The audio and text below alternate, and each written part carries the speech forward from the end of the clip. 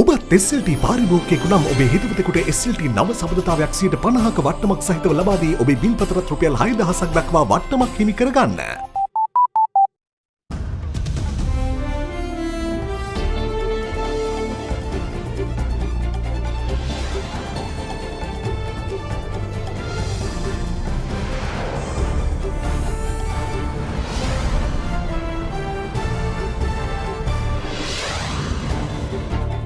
Tonight, Ring of Fire. Sri Lankans treated to an annular solar eclipse. Spot check.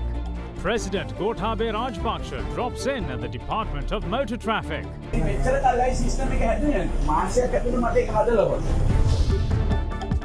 15 years on, victims of the 2004 tsunami remembered.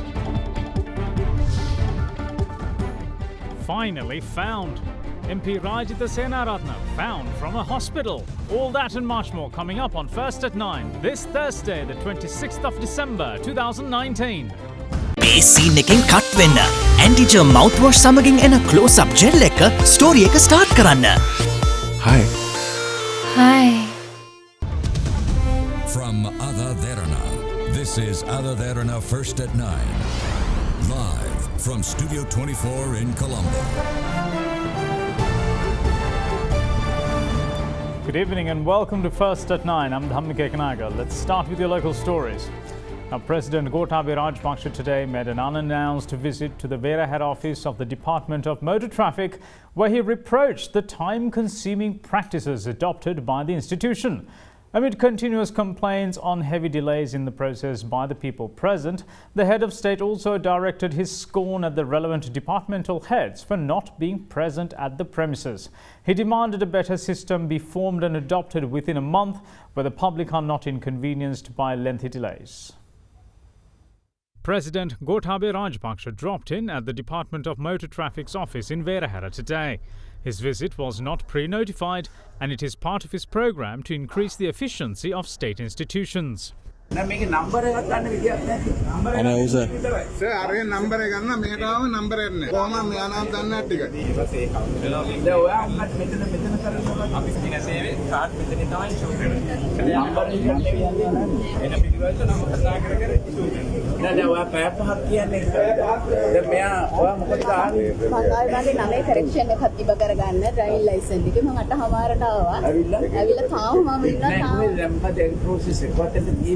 ඉස්සලාම ගියා ගිහිල්ලා ඉවරලා මම ලියුම බාර දුන්නා බාර දීලා නම්බර එකක් ගත්තා ඊට පස්සේ ආයෙ පොලිම ඉඳලා සල්ලි බැංගා දැන් ආයෙ මෙතෙන් දෙලා ඉන්න තව වෙනකන් නැහැ මේ ඉෂුව එක දැන් යාගේ මොකද වෙන්නේ ආගේ පිටෙන් දෙන්න ඕනේ යාට අපි ඉෂුව කරන්නේ ඉන්න ආවම මොකද වෙලාවක් දෙන්න ඕනේ ඒකට ඒගොල්ලන්ට ගිහිල්ලා ගෙදර ගිහිල්ලා ඔන්න කෑම කාලා බිස්නස් එකක් තියෙනවා නම් ඒකත් කරගෙන අතහ මාට ආවන තුනම මාට ඇවිල්ලා ඒක අරගෙන යනවා ඕගොල්ලන්ගේ ප්‍රොබ්ලම් කියනවා මේකයි වෙන්න ඕනේ දැන් මම කියනවා තව සමාන දෙයකින් මට ඒ විදිහට හදලා ඕනේ ඒ කියන්නේ දැන් ආවනම් එයා බාර දුන්නා ඊපස්සේ ආට කියනවා ඔයාගේ කාඩ් එක එන්නේ මෙන්න මේ වෙලාවට මේ වෙලාවට ඇවිල්ලා කලෙක්ට් කරන්න එයා ආව ගමන්ම එයාට කාඩ් එක දෙන්න පුළුවන් වෙන විදියක් තියෙනවා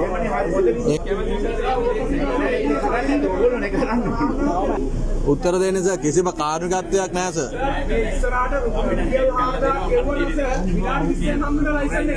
අපිට ඉස්සෙල්ලා ආපු අය සර් ලයිසන් අරන් ගිහිල්ලා තියෙනවා.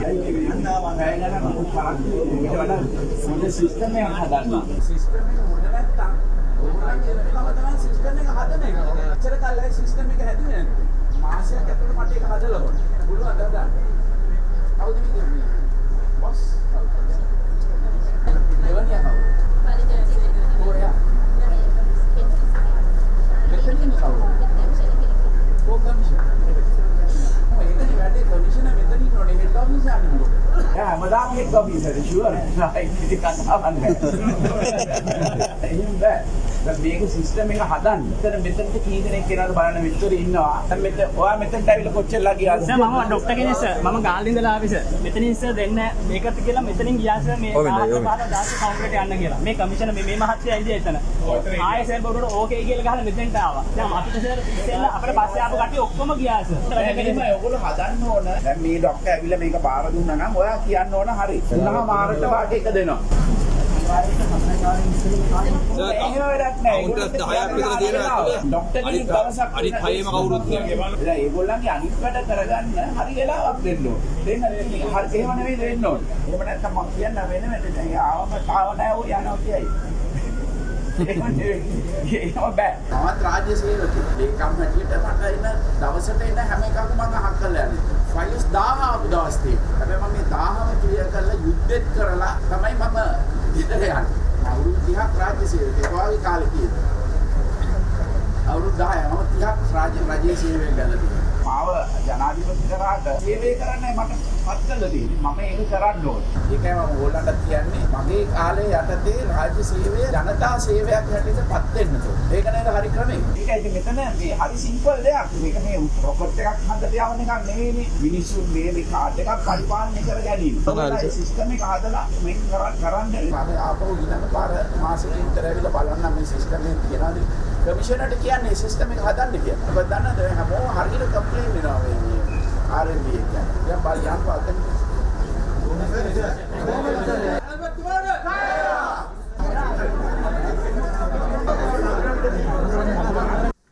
The head of state meanwhile noted that officials must ensure there is no room for corruption and fraud. He added that if there are vacancies, suitable candidates from a pool of 54,000 graduates be recruited. Gel සීන් action antigerm mouthwash සමගින් එන close up gel එක story එක start කරන්න. Now, people in Sri Lanka were treated to a ring of fire in the skies this morning, a rare natural phenomenon which will only occur in another 12 years. The annular solar eclipse occurs when the moon covers the center of the sun, giving the appearance of a bright ring. The spectacle was visible to many Asian countries, with the process lasting for over 3 hours for Sri Lankans. People across Asia were treated to an annular solar eclipse, which is also known as a ring of fire. There are usually 2 solar eclipses on Earth every year, and they occur only when the Earth is completely or partially in the moon's shadow. In an annular eclipse, the moon covers the center of the sun, giving the appearance of a bright ring. The ring of fire was visible for approximately 3 hours and 16 minutes, with the spectacle being better visible in the northern regions of Sri Lanka. People in the northern regions were treated to a site where over 93% of the sun was covered by the moon. In the southern regions, however, the ring of fire was visible with only 85% of the solar plate being covered by the moon. The Arthur C. Clarke Institute for Modern Technologies set up camps in Punarin and Mannar to observe the annual spectacle. The moon started to cover the surface of the sun at around 8:10 in the morning Sri Lankan time.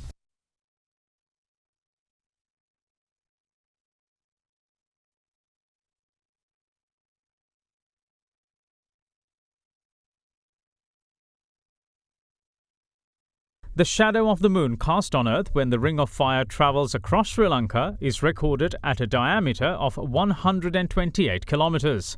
As the Earth rotates, the shadow travels faster on Earth's surface, and its path fell across the northern part of Sri Lanka. Various other observational camps were also set up across the country, dedicated to the annular solar eclipse. People will have to wait another 12 years to witness another annular solar eclipse, with the natural phenomenon set to repeat on the 21st of May in 2031. The ring of fire was also witnessed from the United Arab Emirates and India. The peak of the annular solar eclipse was, however, visible in Indonesia. People in Singapore, Malaysia and China could also witness the ring of fire. 15 years ago to date, Sri Lanka suffered the worst natural disaster in the country's modern history when a mega tsunami struck on unsuspecting people. It claimed the lives of 35,000, leaving a cruel void which cannot be filled. Up until then, only a few in this country knew of tsunamis as a phenomenon, but all that was to change in the most brutal way possible. This is a look back on what happened on that fateful day. On Boxing Day in 2004, Southeast Asia was confronted with an unfathomable fate. An earthquake which erupted in the sea near the Sumatra Islands of Indonesia triggered a tsunami. The wall of waves hit 12 countries in the Indian Ocean, including Sri Lanka. For many Sri Lankans, tsunamis only existed on textbooks and folklore until that moment. The quake, which exceeded magnitude 9 in the Richter scale, resulted in a wall of mega waves eating up everything in its path as they descended on unsuspecting people at a speed of around 800 kilometers per hour, despite the quake occurring some 1,200 miles away from the island nation. The ominous body of water invaded the northeast of the country at around 9:25 a.m. and within just several minutes, it was attacking the southern coast. The tsunami spared few in its path, but Sri Lanka would not hear from 35,000 of its people anymore. It overran all the man-made structures, and in most occasions they were broken apart like tinder by the daunting body of water. 15 years after the greatest tragedy in Sri Lanka's modern history, a 2-minute silence was observed island-wide today in commemoration of the fallen from 9:25 to 9:27 in the morning.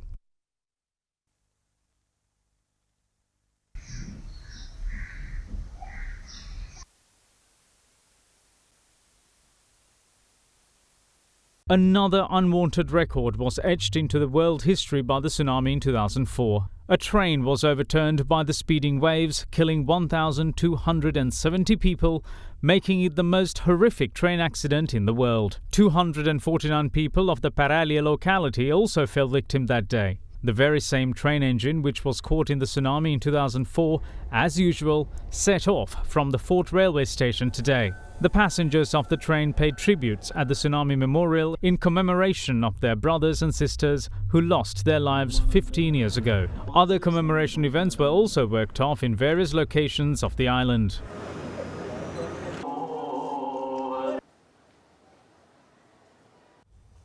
Now, although there is a warrant issued for the arrest of MP Rajitha Senaratne, the CID could not find the parliamentarian. But that has changed, as sources say that the parliamentarian has admitted himself into Lanka Hospital in Narahempita. In a peculiar sequence of events earlier in the day, MP Rajitha's attorneys filed a motion to submit explanations for the recall of the arrest warrant on the MP. Now, but later, they had a change of heart. Former Minister of Health Dr. Rajitha Senaratne grabbed the attention of the media in the run-up to the presidential election when he convened a media briefing with 2 other individuals on the existence and crimes perpetrated with the use of white vans. The 2 individuals who accompanied the minister at the time claimed to be responsible for playing their part in white van kidnappings. However, after investigations revealed that they had been influenced by the minister to take the fall, the Colombo Magistrates Court issued an overseas travel ban on the minister upon the request by the Criminal Investigation Department. Meanwhile, an arrest warrant was also issued by the Colombo Additional Magistrate on Tuesday, taking into consideration the submissions made by the Deputy Solicitor General Dilip Apiris. With the warrant in hand, the CID attempted to arrest the minister at his residence in Colombo yesterday, but the minister was not there. Afterwards, the CID left for another one of the ex-minister's residences in Beruela, only to be frustrated as the parliamentarian wasn't there either. They, however, recorded statements from the persons who were present at the residence. With that being the case, attorneys representing MP Senaratne today filed a motion to submit explanations for the recall of the arrest warrant on the parliamentarian. The motion filed before the Colombo Magistrates Court also noted that the CID obtained the arrest warrant illegally. But in the afternoon, attorneys of MP Senaratne withdrew the petition they filed. The CID yet again called at MP Rajitha Senaratne's residence in Colombo today, but after an hour, they set off, given that the former minister was not there. The United National Party, in the meantime, is harping on infringements on freedom of expression in voicing their opposition to the legal process set in motion for the arrest of MP Dr. Rajitha Senaratne. Addressing a media briefing worked off at the party headquarters Sirikota today, they insisted that MP Rajitha is a mere facilitator of the media briefing in question. මේ සුදුයන් වල ඇති වූ සිද්ධීන් සම්බන්ධයෙන් වාපොච්චාරණයක් කරනවා. ඔවුන් දෙපළ කියනවා මේ සම්බන්ධයෙන් රාජිත සේනාරත්න මැතිතුමාට අපොයින්ට්මන්ට් එකක් අරන් දෙන්න මේක රටට කියන්න ඕනේ කියලා. ඒ අනුව තමයි අපේ සංවිධායකවරයා රාජිත සේනාරත්න මැතිතුමා හමු වෙලා මේ පිළිබඳව තොරතුරු ලබා දෙන්න. ඒ දෙපළ කියනවා මීට පෙර පොලිසියට ගිහිල්ලා මේ සම්බන්ධයෙන් පැමිණිලි කරා මේ සුදුයන් වල ඇති වූ සිදුවීම් සම්බන්ධයෙන් ඒ වගේම පොලිසිය ඒ සම්බන්ධයෙන් ක්‍රියාමාර්ගයක් ගත්තේ නැහැ. ඒ නිසා මේ සම්බන්ධයෙන් රටට තොරතුරු කියන්නේ ඒගොල්ලෝ කැමතියි කියලා. මං හිතන්නේ ආණ්ඩුක ව්‍යවස්ථාවේ 14 වෙනි වගන්තිය අනුව භාෂණයේ නිදහස තියෙනවා. ඒ අනුව කතා කිරීමේ අයිතිය ඕන කෙනෙකුට තියෙනවා. දේශපාලඥයෙක් වශයෙන් උත් රාජ්‍ය සේනාධිපති මැතිතුමා කරනු ලැබුවේ සමාජයේ පොදු යහපත වෙනුවෙන් මෙවැනි කරුණු කාරණා ගෙනහැර දැක්වීම තමයි කරනු ලැබුවේ. කවුරු හරි ඇවිල්ලා මම මේ ක්‍රියාවලියට සම්බන්ධයි මමයි මේක කරේ කියලා කිව්වම ඒ සිද්ධි ගැන ඔයලා බලන්න ඕනේ. නැතුව ඒ සාකච්ඡාව අරේන්ජ් කරපු മന്ത്രിවරයා මොනාරි ඔෆෙන්ස් එකක් කරා කියලා එයාව අත්අඩංගුවට ගන්න ඕනාවක් නැහැ. ඒ නීතියෙන් පටහැනිව මේ ක්‍රියාවලිය කරන්නේ. යම් මන්ත්‍රීවරයෙක්ට ඡන්ද කාලේ කරන්න පුළුවන් ප්‍රකාශ තියලා ඒ ප්‍රකාශ කිරීම තුලින් මෙවැනි නීතිමය පියවර ගන්නවා නම් ඒක මූලික අයිතිවාසිකමන ප්‍රශ්නයක් ඇති වෙනවා. දේශපාලඥයෝ පට්ටපල් බොරු කියනවා. ඒක පාලනය කරන්න අවශ්‍යයි. නමුත් ඒක පාලනය කරන්නේ නිදහස නොදීමෙන් නෙමෙයි. පොලිසිය CID එක දේශපාලනීකරණය වෙලා ඉවරයි. Leader of the JVP, Anrukumara Disanayake, believes that the infighting within the United National Party and the blame game has rendered it weak. Addressing a media briefing in Colombo today, the MP insisted that his party's main role now is to ensure a stronger opposition. ජනාධිපතිවරයා විසින් ජනවාරි මාසයේ 3 වෙනිදා ප්‍රතිපත්ති ප්‍රකාශන ඉදිරිපත් කිරීමට නියමිතව තිබෙනවා. අන්නේ ප්‍රතිපත්ති ප්‍රකාශන පිළිබඳව විවාදයක් අපිට අවශ්‍යයි. ඒ නිසා එම විවාදය අප පාර්ලිමේන්තුවේ පැවැත්වීමට කතානායකවරයාගෙන් ඉල්ලීමට බලාපොරොත්තු වෙනවා. ඒ නිසා මා නැවතත් කියන්නේ ජනාධිපතිවරයාගේ බලතල උපයෝග කරගෙන එය නැවත සෙසුවාරය අවසන් කිරීම නතර කරන්න කියන ඉල්ලීමත් අපිට ජනාධිපතිවරයාට කරන්න තිබෙනවා. ප්‍රබලතම විපක්ෂයක් නිර්මාණය කිරීම අවශ්‍යතාවය තමයි මැතිවරණදී අපේ ප්‍රබලතම භූමිකාව බවට පත් වෙන්නේ. නලින් බණ්ඩාර මධ්‍ය සාකච්ඡාවක් ඇඳවලා කියනවා රනිල් වික්‍රමසිංහ සල්ලි හොරකම් කරා කියලා. අකිල විරාජ් මාධ්‍ය නිවේදනයක් නිකුත් කරලා කියනවා සල්ලි හොරකම් කරේ අපි නෙවෙයි ඕගොල්ලෝ ගාව තමයි සල්ලි තිබ්බේ කියලා. පක්ෂද නෙවෙයි. තව නායකයා ගාල්ලේ රැස්වීමකට ගිහලා කියනවා සමීක්ෂණ වාර්තා 4කින්ම පරදින බව වාර්තාව කොට තිබුණා. මම නම් පරදින බව දන්නේ. තමන් පරදින බව දැනගෙන තමන්ගේ පාක්ෂිකයන්ට ඇයි කිව්වේ ජයග්‍රහණය කරන වැඩට එන්න කියලා. මැතිවර ව්‍යාපාරවලදී. එම නායකයෝ. සජිත් ප්‍රේමදාස මා දැක්ක පහුගියදා කොළොන්නාවට ගිහලා කියනවා පක්ෂය ඇතුළෙන්ම තමයි මගේ කකුලෙන් අදින්නේ කියලා. ඒ නිසා මම හිතනවා සංවිධානයක් හැටියට ගත්තත් දේශපාලනයක් හැටියට ගත්තත් වගකීම් ලෙස ගත්තත් මම හිතනවා එක්සත් ජාතික පක්ෂයේ භූමිකාව සැලකිය යුතු ප්‍රමාණයට දුර්වල වුණු අවස්ථාවක තමයි දැන් පවතින්නේ. And moving on with other local news, Sujiva Rajpaksha has been appointed as the new chairperson of the People's Bank. Now, Rajpaksha is a senior chartered accountant and is a past president of the Institute of Chartered Accountants of Sri Lanka. He has previously served as a board member of the Sri Lanka Accounting and Auditing Standard Monitoring Board, a member of the Monetary Policy Consultative Committee of the Central Bank of Sri Lanka, and a commission member of the Securities and Exchange Commission and the Sri Lanka Pay Commission. He is also a director in many listed and unlisted companies.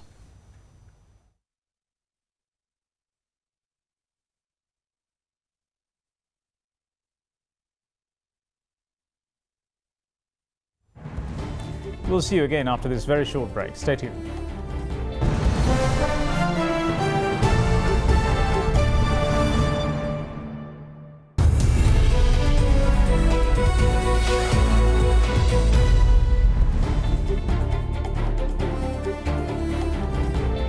Welcome back. You're watching First at 9. Now, the relief package introduced in the form of tax cuts under President Gotabaya Rajapaksa was met with cheers by the public. Now, that said, there were some skeptics, especially in the political sphere, who questioned the sagacity of the move, saying the resulting revenue drop of the government will land the country in difficulty. But the government's argument was very simple. Increase economic growth and reduce tax, thus generating enough government revenue where people don't see taxes as a burden. So who's right, who's wrong? Are there any pitfalls? We set out to find out exactly what this relief package is and how it works and what the people can expect. The recent election of Gotabaya Rajapaksa as president brought about the widely discussed tax relief and stimulus package to encourage stalled economic growth in the country. The stimulus package is expected to boost economic growth by creating a short upheaval in domestic cash flow in the market. As part of the tax revisions, the value-added tax was slashed to 8% for the previous 15%. Tax on construction, meanwhile, was reduced to 14% from 28%. The tax-free threshold for pay-as-you-earn tax was raised to Rs 250,000 from Rs 100,000. The tax-free threshold for value-added tax to aid SMEs was raised to Rs 300 million from Rs 12 million. Interest income up to Rs 250,000 was exempted from withholding tax. Meanwhile, telecommunication levy was reduced by 25%. Under the move, several taxes were also abolished, including the nation building tax, tax on income from agriculture, fisheries and livestock, income tax on religious institutions, and taxes on IT enabling services. But what manner of effect do these tax relief measures have on the public, and what stimulus do they actually provide?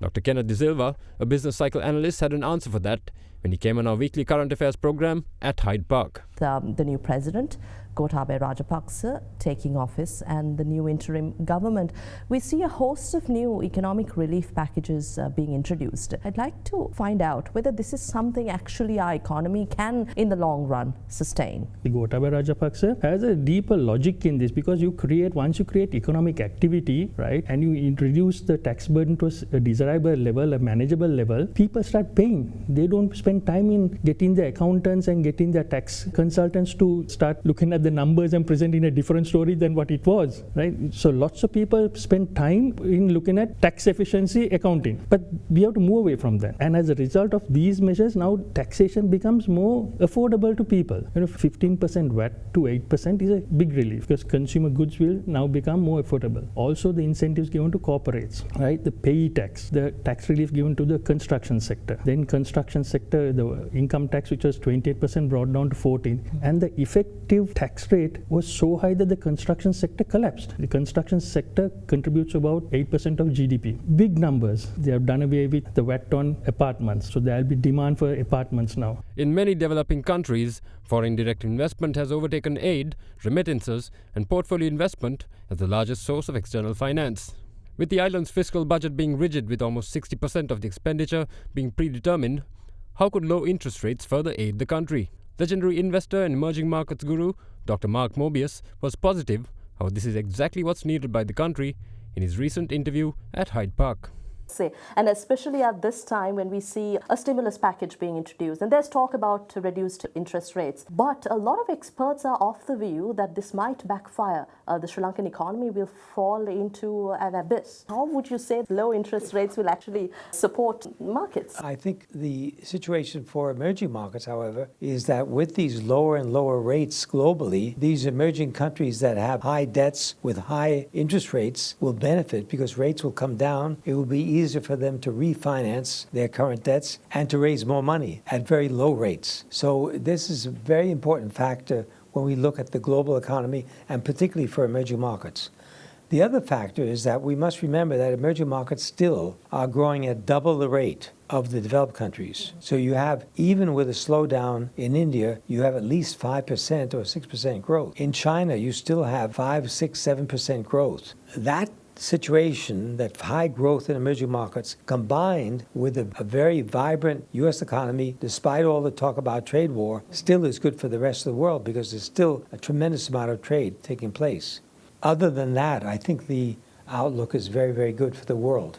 As the two analysts have shown, the government's move to introduce the stimulus package clearly has its benefits. However, as the government takes a stance to increase economic growth in the country, there is also an expected loss in revenue. So what is the impact of this opportunity cost? Lalinda Sugradasa, Head of Research and Business Development at the ICRA, points out the impact and what measures the government must take to reduce the blow of the negative aspects of this stimulus. The fiscal stimulus will help corporates to gain profits and also to create aggregate demand in the short run. But in the long run, if the government do not continue with raising revenue, it might create some instability. The main problem that they are facing is the recurrent expenditure is higher than their total revenue. So when that happens, the debt formation is much faster than in a normal scenario. So the government should continue raising revenue. So for these activities, the government has to think about new revenue sources. And the problem with the recurrent expenditure is you cannot delay it. You'll have to pay it this year. So what will happen is when you have a higher current expenditure, you delay your capital expenditure. So after experts shared their views,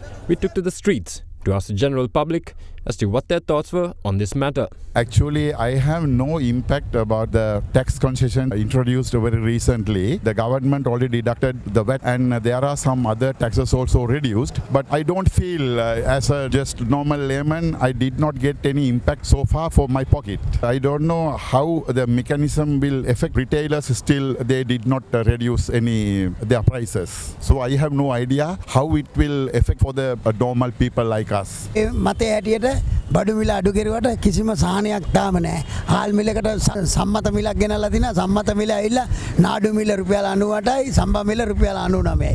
මොකක්ද ඒකේ තේරුම? අපිට සාධාරණයක් තාම ඉටු වෙලා නැහැ. ඉටු වෙයි කියලා බලාපොරොත්තුෙන් සිටිනවා. I think if this continues, it will be very helpful for everybody. Without a short-term plan, if it's a long-term plan, definitely it will help people. Yeah, I think reducing the taxes and the everything, I think that is really good for finance and the marketing field. And yeah, I think that is good. Now, taking a look at the markets, Sri Lankan stocks gained for a second day this week as market participants awaited the central bank's monetary policy decision tomorrow. The all-share price index closed at 0.55% up at 6,086.69, while the more liquid S&P SL20 index closed at 0.74% up at 3,970.38. Market turnover was 421.6 million rupees, while 99 stocks gained and 31 fell. Now, the market is now expecting the central bank to loosen policy rates or cut the statutory reserve ratio after senior economic advisor to the Minister of Finance, AdaDerana Cabral, hinted at the possibility of a rate cut. Now, here's a brief report on today's market performance. Both capital markets ended positively today. Ahead of the monetary policy announcement in the bond market today, yield curve witnessed a parallel downward shift while the overall market witnessed high volumes. Buying interest was stemming from local counterparties, where it was seen that it was mostly centered on mid to long tenor maturities. If you take the stock market, the market concluded the day in positive territory, persisting the positive sentiment for the second consecutive trading session, prominently boosted by the price appreciation in CCS and Nestle. The parcel trade made in Hatton plantations accounted for 57% of turnover, while foreigners were net sellers, though there was a low foreign participation today. Now, let's take a look at how the Sri Lankan rupee traded against other major currencies during the day.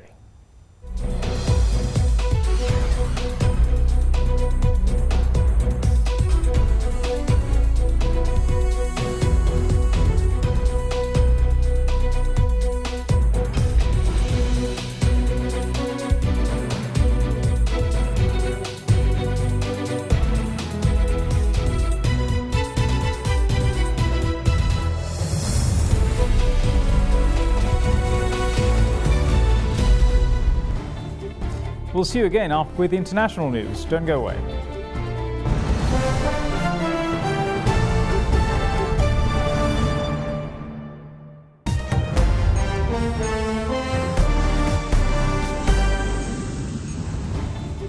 Welcome back. This is First at 9.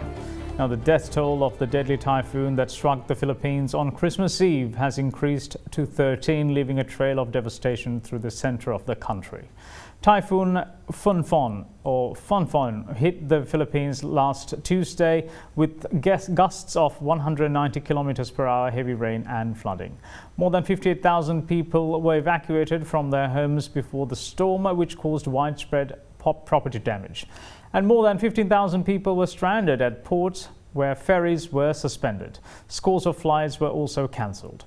Many fatalities were reported from the provinces, including a 13-year-old boy who was electrocuted, a man killed by a tree branch, and another killed in a car accident. The typhoon left the Philippines last night and was out over the South China Sea, moving west. An average of 20 typhoons hit the Philippines annually, with storms becoming fiercer in recent years.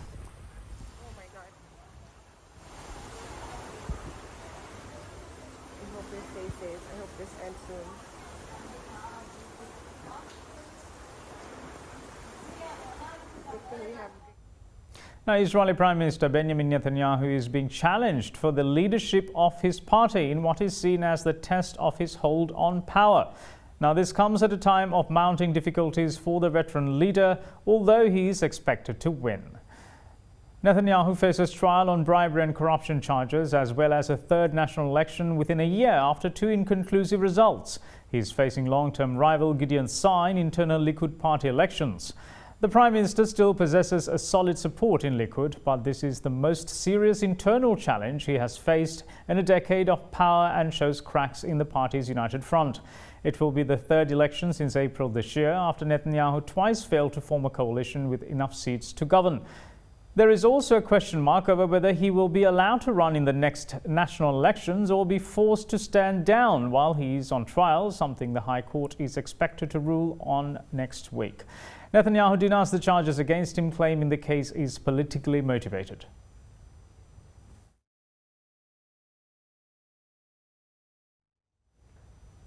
Tibetan spiritual leader Dalai Lama, in his two-day visit to northern India, visited the Buddhist pilgrimage site of Bodh Gaya yesterday.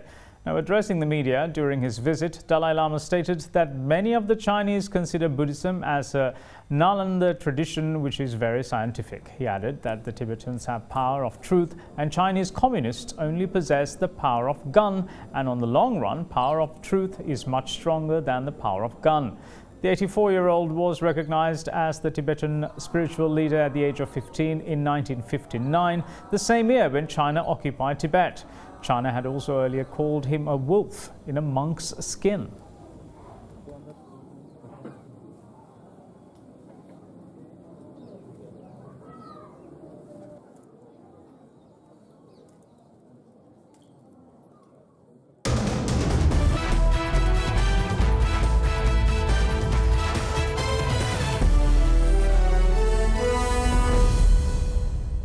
Now, the Boxing Day Test match played between Australia and New Zealand kicked off this morning at the Melbourne Cricket Ground. New Zealand captain Kane Williamson won the toss and decided to bowl first. Despite Trent Boult removing Joe Burns in the first over of the match, Australia managed to put on 257 runs for the loss of 4 wickets at the close of play. Opener David Warner posted 40 runs while Marnus Labuschagne posted 63. But most crucially for the Aussies, former skipper and talisman Steve Smith is still unbeaten on 77.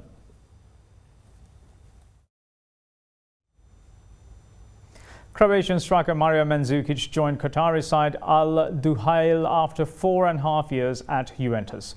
Mandzukic joined Al Duhail on free transfer, and the club is managed by Jose Mourinho's former assistant Rui Faria and sit 4 points clear at the top of Qatar Stars League. The striker was heavily linked with the Manchester United over the summer. Mandzukic said that it has been a privilege for him to play for Juventus, and now it's the time for a new chapter. Mandzukic has scored 44 goals in 162 appearances for Juventus since joining the club in July of 2015. He retired from international football in August of last year, a month after he scored in the World Cup final as Croatia lost 4-2 to France.